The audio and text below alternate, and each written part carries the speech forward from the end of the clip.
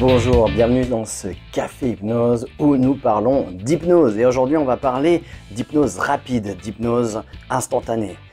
L'hypnose, par exemple, de spectacle ou ce qu'on pourrait trouver aussi, ce qui était très à la mode il y a quelques années, l'hypnose de rue.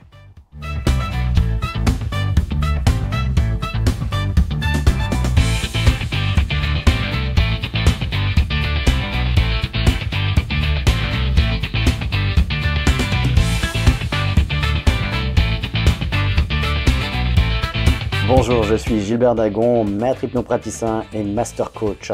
Et j'accompagne les gens dans la thérapie pour retrouver sa santé, pour retrouver bien de l'énergie ou simplement se libérer de phobies, de stress, d'allergies, etc. Je m'occupe aussi de la préparation mentale et puis aussi pour la compréhension de soi, à la fois à travers des conférences, à travers des livres et à travers des cours comme coaching mental, comme auto-hypnose, niveau 1, niveau 2, niveau 3. Voilà, il y a de quoi faire pour se comprendre et utiliser son plein potentiel davantage. Bienvenue dans ce Café Hypnose, j'espère que vous commencez une belle semaine. On s'approche de l'été, on le sent un peu et ça fait du bien, ça fait vraiment du bien. Alors aujourd'hui, j'avais envie de parler avec vous sur ce qui effraie aussi la plupart des gens, mais aussi ce qui en fascine d'autres, c'est-à-dire l'hypnose rapide, l'hypnose instantanée. Alors souvent, ce qu'on me dit, mais est-ce que ce qu'on voit à la télé, c'est vrai? Est-ce qu'on peut faire ce genre de choses? La réponse est oui, et on le fait depuis très très longtemps. Début du siècle, 1900 et quelques, eh bien on commençait justement à faire des spectacles avec ce genre de choses. Bien avant, on a fait des spectacles dans des petits cercles fermés, on s'amusait avec ça. Et c'est justement ce qui a un peu terni dès le départ l'image de l'hypnose. L'hypnose au départ c'était médical, c'était pour soigner des problèmes psy, et donc la psychothérapie c'était la thérapie par l'hypnose. C'est Bernheim qui avait donné ce nom à la thérapie qu'il faisait avec l'outil de l'hypnose. Donc psychothérapie c'était l'hypnothérapie d'aujourd'hui. Et puis très vite, pour montrer l'ampleur ou l'efficacité de l'hypnose, on a fait des démonstrations, on a fait de plus en plus de spectacles. Et après, ça a été mélangé encore avec des astuces, des trucages, de magie. Et puis voilà, on en a fait quelque chose qui était dans l'idée de manipulation d'individus ou de masse.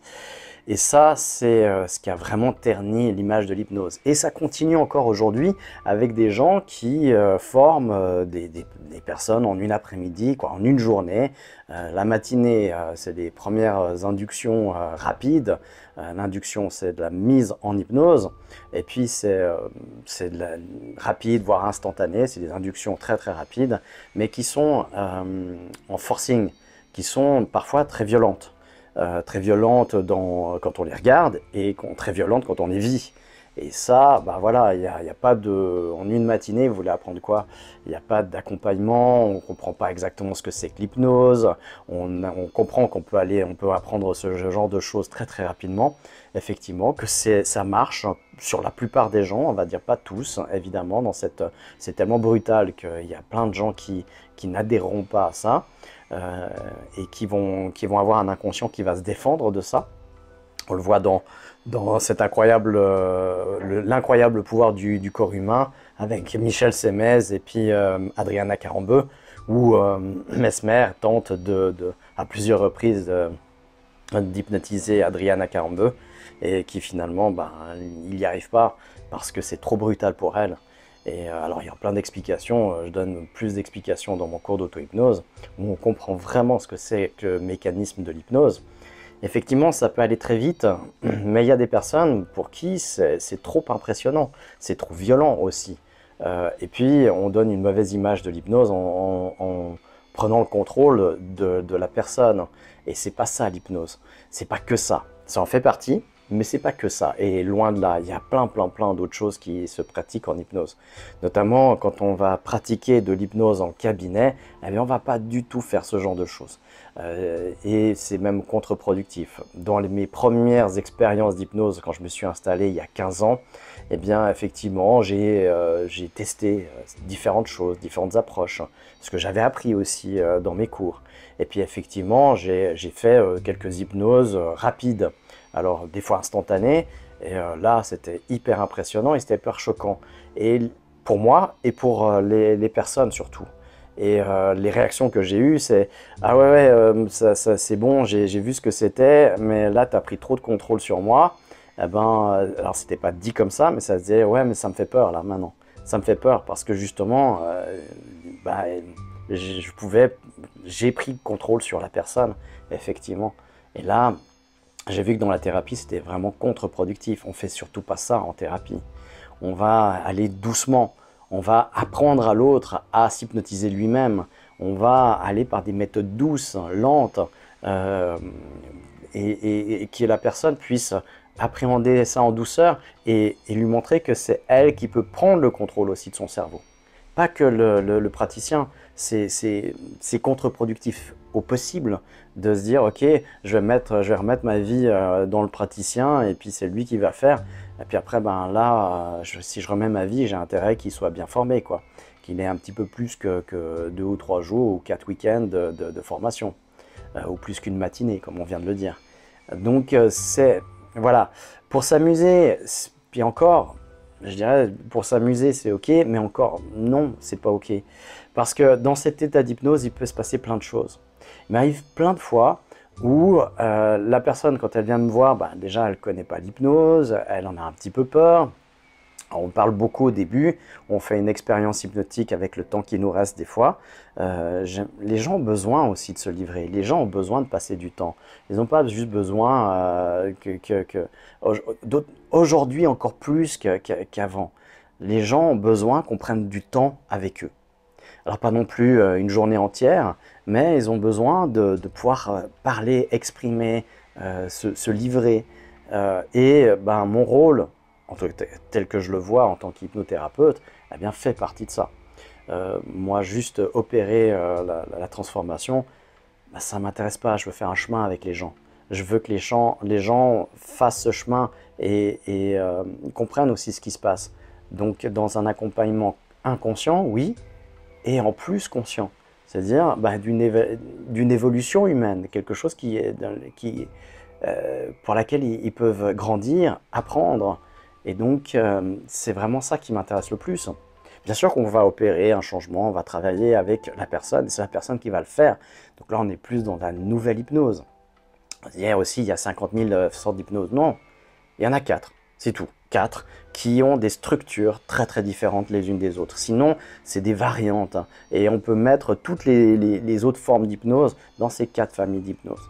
L'hypnose classique, c'est celle qu'on voit dans le spectacle, très directif, mais elle est à la base de toute hypnose. On a fait énormément d'exploration avec ces formes d'hypnose.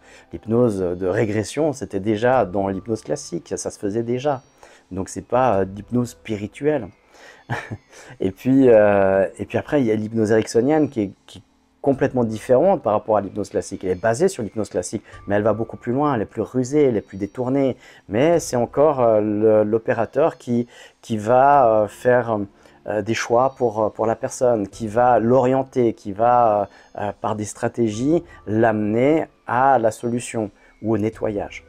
Et puis on a la nouvelle hypnose qui est très intégrative. Celle-là, on va intégrer plein d'autres formes de thérapie dans un état hypnotique. Il y a la PNL, programmation neurolinguistique. On a aussi là une grosse participation, une grande participation du patient, de la personne qui vient nous voir. Elle va définir son objectif, on va travailler soit en nettoyage, soit en solution. Et puis on va travailler voilà, avec vraiment la personne, c'est la personne qui va travailler sur elle-même. Et puis on a l'hypnose associante, où là on est en structure inversée des autres formes d'hypnose. Donc c'est que 4 formes, il n'y en a pas 50 000, il y a 4 formes d'hypnose qui sont complètement différentes. Et après toutes les nominations d'hypnose telle que certains ont nommé, renommé, soi-disant inventé, s'inscrit dans ces 4 formes d'hypnose parce que c'est des structures de façon de faire qui sont différentes. Et donc, voilà, donc, après l'hypnose un peu brutale, un petit peu de spectacle, eh bien, il peut se passer des choses. Quand je mets une personne en hypnose pour la première fois, eh bien, il y a des fois des abréactions qui arrivent, c'est-à-dire des émotions qui les submergent et on ne sait pas d'où ça vient. C'est que la personne, elle a enfoui tellement de choses dans son inconscient qu'elle n'a pas voulu regarder. Au moment où on ouvre la porte, eh bien, il y a plein d'émotions qui arrivent, qui débarquent. Eh bien, imaginez-vous que ça pourrait vous arriver si vous faites une hypnose de spectacle. Vous allez sur scène ou vous faites hypnotiser dans la rue avec quelqu'un qui n'a pas appris comment accompagner après, qui a juste appris des bêtises comme effacer le prénom ou effacer un nombre ou coller les mains au sol ou des choses comme ça pour vous montrer à quel point il est fort par rapport à vous. Et c'est quoi la déontologie? C'est quoi le but? Et c'est quoi le but de ces personnes qui apprennent ça? C'est de montrer qu'ils sont tellement puissants, qu'ils ont un truc, qu'ils vous dominent, ou alors c'est quoi le but au final, hein? Ou alors c'est peut-être vous montrer à quel point vous avez des capacités, mais que vous ne pourrez jamais utiliser parce que c'est eux qui l'ont fait sur vous. Alors ce serait encore mieux d'apprendre justement l'auto-hypnose et de pouvoir s'hypnotiser soi-même. Alors toutes les personnes qui ont peur de l'hypnose, peut-être à juste titre, justement à cause de ces bêtises qu'on nous montre, à cause de ces gens qui se forment à l'emporte-pièce comme ça, et puis qui ne savent pas exactement ce qu'ils font, c'est pas de leur faute, encore une fois. S'ils sont curieux, c'est plutôt même une bonne chose, mais c'est les formateurs. Quel but ils recherchent, ces formateurs? Hormis de faire du nombre, de briller, de paraître extraordinaire devant leur auditoire, et puis de gagner beaucoup d'argent. C'est quoi le but, sinon? Donc voilà, on est là, l'hypnothérapie c'est de la thérapie, c'est pas du spectacle, on est vraiment dans autre chose, donc il faut bien distinguer ces mouvements et travailler en hypnose rapide ou instantanée en cabinet, en thérapie, ça n'a aucun sens, aucun. Donc les personnes qui cherchent à se former pour aller vite ou pour impressionner, pour ça, non, ça sera contre-productif en cabinet. Les gens ne voudront plus venir vous voir parce que c'est trop violent. Et c'est ce qui m'est arrivé sur les quelques fois où j'ai fait ça en cabinet au tout début de ma pratique il y a 15 ans. Oui, c'est amusant, waouh, ça impressionne, mais ça impressionne tellement, ça nous impressionne déjà en tant que praticien, mais ça impressionne encore plus les patients. Et du coup, ils ne veulent pas le revenir, ils ne veulent pas subir ça, quelque chose qui est contre leur volonté. Et ça, surtout, ils ont l'impression qu'ils ne pourront pas choisir, faire leur propre choix, et qu'on pourrait leur implanter des choses dans la tête qui seront contre leur volonté ou pas du tout ce qu'ils ont envie. Alors voilà. Donc, pas besoin d'aller rapide. L'hypnose, de toute façon, c'est rapide. De toute façon, ça va vite. Donc, il n'y a pas besoin d'accélérer encore les choses. Il n'y a pas besoin d'impressionner dedans. Ça va marcher sur quelques personnes qui peut-être ont besoin ou pour qui ça va faire un effet de levier d'impressionner. Du coup, ça sera super efficace, mais c'est de loin, de très très loin la majorité. C'est même une toute petite partie des personnes que vous allez hypnotiser ou qui vont être hypnotisées. Alors pour les personnes qui apprennent l'hypnose, eh bien ça c'est le message. Et puis pour les personnes qui se font hypnotiser, eh bien n'ayez pas peur, tout va bien. Rassurez-vous, un bon thérapeute va vous donner la main, c'est vous qui allez contrôler. C'est vous qui allez faire la séance en quelque sorte. Lui va vous guider, il va être juste un guide, déjà pour déterminer ce que vous voulez, la manière d'y arriver, et puis ensuite il va vous guider dans la séance d'hypnose à faire ce que vous avez besoin de faire pour pouvoir aller dans votre objectif. Et ça, c'est super important. Parce que là-dedans, dans ce processus, on est ensemble. On ne combat pas l'un contre l'autre. Des fois, je vois des gens qui sont là, alors dû aussi à l'hypnose de spectacle, qui essayent de combattre, au fait, d'être contre moi quelque part, pour essayer de... je ne sais pas si c'est vraiment... il y a un but final derrière, mais c'est pour essayer pour pour dire bah voilà c'est moi qui contrôle, ou tu vois ça marche pas, ils sont là en train de payer une séance d'hypnose, en train d'essayer de se battre contre moi. Alors on désamorce assez vite ça, ça se fait assez facilement. Mais il y a des fois des personnes qui sont là en train d'essayer de lutter quand on commence la séance d'hypnose. Alors bien sûr, en connaissant toutes les formes d'hypnose, hein, classique, ericksonienne, surtout, eh bien, on arrive à trouver des parades, à détourner la résistance, entre guillemets, et puis à faire la séance quand même. Même si la personne, des fois, n'a pas forcément l'impression qu'elle a été en transe et qu'elle a fait de l'hypnose. Même si on explique toujours avant ce que c'est réellement l'hypnose, des fois cette distorsion qu'on a quand on rentre en hypnose et puis qu'on arrive dans un état qui n'est pas du tout celui qu'on attendait, surtout si on a des préjugés, des attentes, même des fois inconscientes. Il y a plein de gens qui me disent, quand je leur demande c'est quoi l'hypnose, tout ça, moi j'ai aucune attente, rien du tout. Et puis je donne quand même des explications. Puis à la fin, ils me font ah mais c'est pas du tout comme je pensais. Donc si c'est pas comme ils pensaient, eh bien forcément c'est qu'ils avaient des attentes. Vous avez un préjugé, ils avaient une idée au préalable. Donc voilà, mais c'est normal, hein, depuis notre petite enfance, eh bien on a bercé avec Mowgli, avec le livre de la jungle, avec le serpent, fais-moi confiance. Non seulement c'est un serpent, et en plus il va bouffer Mowgli. Donc double, triple danger, et donc c'est associer ça à l'hypnose, donc du coup ça fait ne faites surtout pas de l'hypnose. Alors, ne faites surtout pas de l'hypnose, mais faites de l'auto-hypnose. L'auto-hypnose, c'est s'hypnotiser soi-même. Et donc, du coup, on arrive à se libérer, à faire toutes les mêmes choses qu'on fait avec un thérapeute, mais seul. Et ça s'apprend.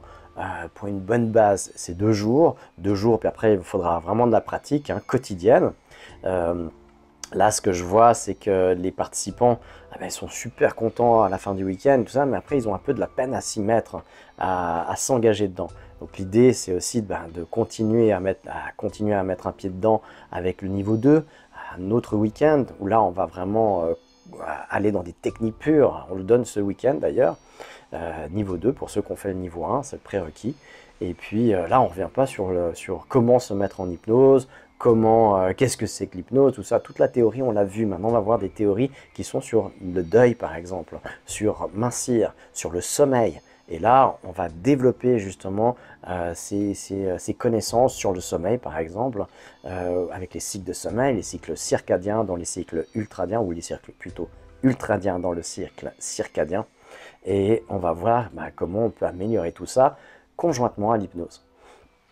Et là, eh bien, tous les exercices, c'est vous qui les faites seul. Il y a très peu d'accompagnement, bien sûr, je vais vous accompagner de temps en temps. Mais là, on a fait la bascule. Dans le niveau 1, on fait vraiment la bascule. Au début, j'accompagne presque intégralement dans les premières expériences. Et puis après, c'est à moitié. Puis après, c'est 3/4. C'est vous qui faites. Et puis après, c'est vous qui faites les dernières séances. C'est vous qui faites tout seul. Et donc, à la fin du week-end, vous avez fait déjà 2 à 3 séances d'auto-hypnose seul. Je suis là, mais c'est vous qui faites.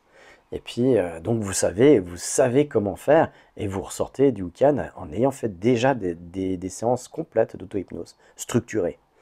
Et là, vous pouvez y aller, quoi. Il faut juste après s'engager. Voilà, donc pour résumer, l'hypnose rapide, il n'y a pas besoin. L'hypnose instantanée, ça fait peur. Et puis, c'est pas aller rechercher dans la thérapie. Au contraire, on va aussi apprendre aux gens qui peuvent utiliser une plus grande partie de leur cerveau. Et on va leur montrer qu'ils peuvent accéder par eux-mêmes à ceci dans un accompagnement thérapeutique ou dans l'enseignement de l'auto-hypnose. Alors, on en fait une expérience toute simple, comme on fait tous les jeudis. Jeudi, on se retrouve à 20h20 pour l'expérience hypnotique. D'ici là, portez-vous bien.